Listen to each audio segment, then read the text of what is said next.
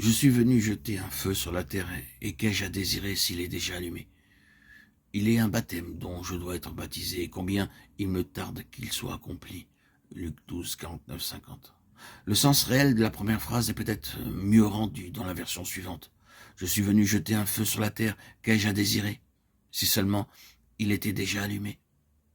Après qu'il eut souffert, il leur apparut vivant, et leur en donna plusieurs preuves, se montrant à eux pendant 40 jours, et parlant des choses qui concernent le royaume de Dieu. Acte 1, 3.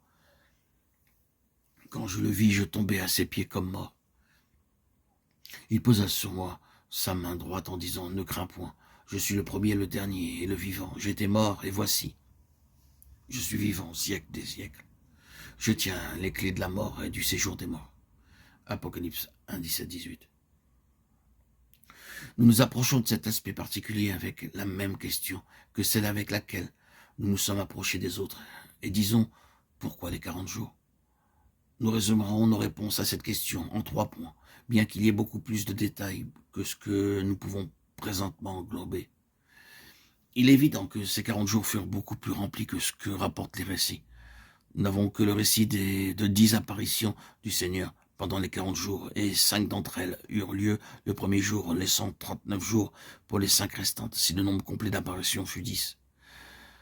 Mais Jean, en parlant de l'apparition du Seigneur après sa résurrection, a effectivement dit « Jésus a fait encore en présence de ses disciples beaucoup d'autres miracles qui ne sont pas écrits dans ce livre. » Jean 20, 30. Et je pense que le contexte nous conduirait à conclure que ces nombreux autres miracles furent accomplis après sa résurrection. Ceci reçoit l'appui de Luc quand il parle des 40 jours comme renfermant plusieurs preuves. Ainsi, de façon évidente, ce furent des jours très remplis, et cela étant ainsi, la période fut une période de très grande importance. Ce n'est pas notre intention de nous attarder sur les diverses apparitions, mais de chercher à comprendre la signification de l'ensemble. Nous savons comment parfois dans un piano, un marteau s'use légèrement ou se détériore. Et lorsque l'on joue la gamme, cette note particulière est moins sonore que les autres. Et vous le percevez.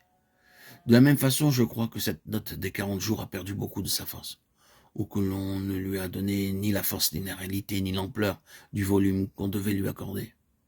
Je crois que nous saisirons cela tandis que nous avancerons. Car ceci fut le grand tournant, et pour le christianisme, tout s'est appuyé sur cet aspect du plan de la rédemption. Nous ne pouvons mentionner que quelques-unes des choses qui sont appuyées sur ces 40 jours, mais elles sont suffisantes pour montrer quelle période formidable ce fut. Néanmoins, remarquons d'abord que c'est l'une des grandes périodes de 40 jours ou années de la Bible. Ce n'est pas un accident s'il y a eu 40 jours après sa résurrection. Il y a eu 8 périodes majeures de 40 jours dans la Bible. Je vous laisse le soin de les découvrir.